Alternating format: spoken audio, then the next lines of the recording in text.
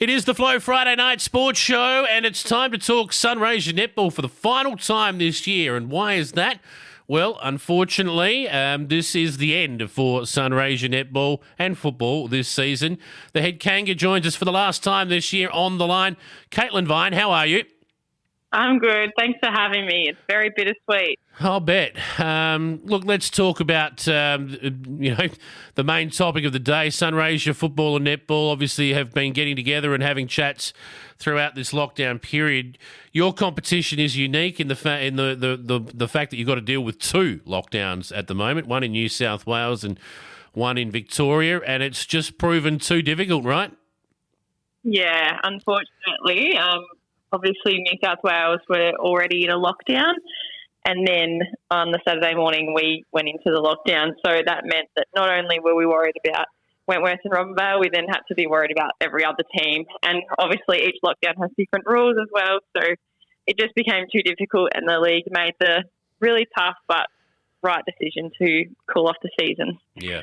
And it is a hard decision to make. I mean, you've got through the better part of 12 rounds in the season and ladders have taken shape. Teams are looking forward to finals, but when you just can't plan when you're going to have your next lot of finals, and you find yourself in a situation where if Victoria comes out of lockdown first and New South Wales is still in lockdown, how do you work that? I mean, I don't envy the decision makers at association level trying to sift through all of that. So, to be honest, as an outsider looking in, I'm not sure what other options you had.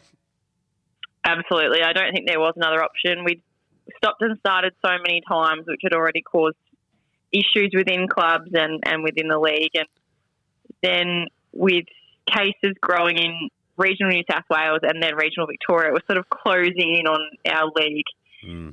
So there was really no other option but to cancel. And, it is tough, and we had done, half a season, but there was no telling when we would be able to finish it. So, yeah, it's tough, but I think it's also a relief for a lot of people just to know that it is finally done. We can, move on and prepare for next year and just, leave it as it is and try and get something better happening next year. Yeah, fair enough too. And again, just want to tip the cap to all the administrators from all of our leagues, but in particular Sunraysia. I mean, a difficult league to administer at the best of times when you've got to deal with state borders, but in these times, in these COVID times, gee whiz, the hoops that they've had to jump through, you guys, this year to just play matches at all, it's been extraordinary. So let's have a look at the ladders, the way they finished, with a particular focus on Owen United, of course. So in the A grade, the Kangas girls finished second on the ladder at the end of what would have been the end of the minor round.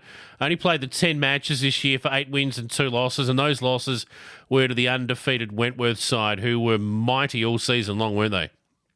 They were. They're an incredible force. It is a shame that we couldn't knock them off just once, but that's a fantastic position to be sitting in. Wentworth are an incredibly strong unit, and Orion just came so close, but obviously to only have those 2 losses means that they were great competitors throughout the season against all other teams. Absolutely, and got to be said, the games that you played against Wentworth, there was only a couple of goals in both of those games. In particular, the last clash you had was 2 or 3 goals from memory. So it's not like you were that far off the pace that you were never going to catch them. I would have loved to have seen this final series with you two taking each other on at least twice. Absolutely. Even the games that we played against Wentworth right at the start in Underpool and then in Wentworth were final matches. They were heated, intense. There was a crowd. They were just amazing to watch. And those leads would come and go for each team. So it was really exciting netball, and it would have been amazing to see again. But we'll just have to wait for next year. That's right. The ladders themselves, when we go through these, I mean, we're talking about a compromised draw here. So just remember that, everyone. For example, the Owen United B grade side, if it had been a full season, I reckon these girls would have played finals. As it turned out, it wasn't, and you would have finished 5th in the minor round, having played only 10 matches, 5 wins, 5 losses for the year. But it's the teams that you missed out against playing against that probably would have seen these girls play finals in a regular season, right?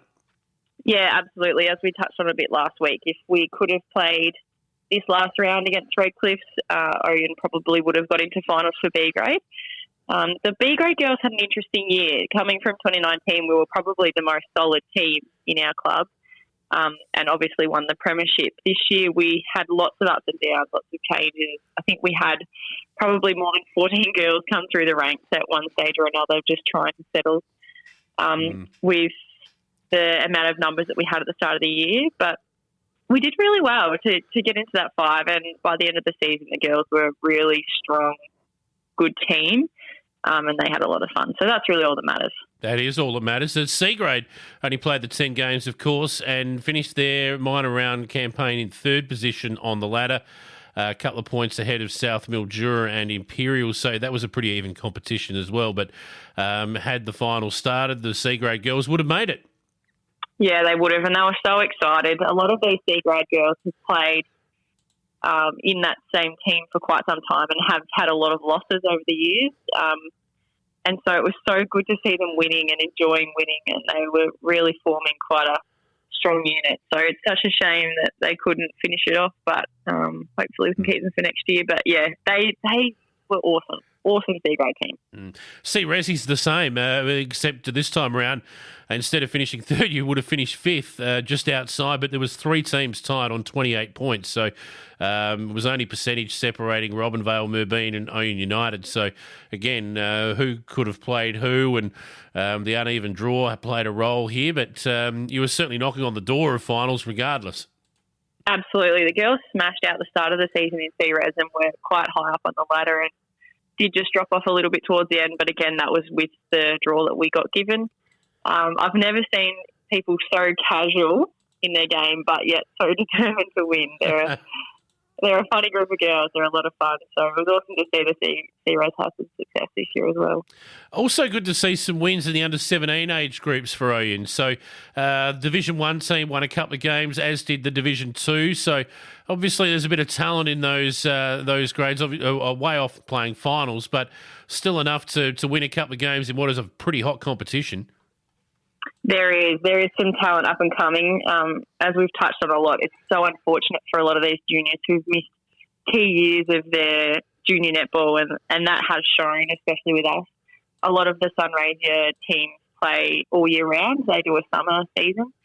So they always seem to be bigger and stronger than our girls. But our girls did amazing. They had some incredible coaches in Esther Manley, Taylor Willsmore and Kate Lockett, who are all AB players and great people of the club. So they had awesome role models to get them there, and it was so good to watch them grow and develop and really find that team. So yeah, it was, the 17s are up and coming, and it's really exciting to see. All right. Well, now the summer awaits. Well done to the 15s and the 13s at Owen as well. A couple of wins in the 13s, and the under 15s mightn't have had a win in Division 1, but they certainly gave a good account of themselves. So the summer awaits for all of you girls now, and hopefully when you return in the new year, hopefully the COVID lockdowns will be a thing of the past, and netball can resume somewhat normal programming.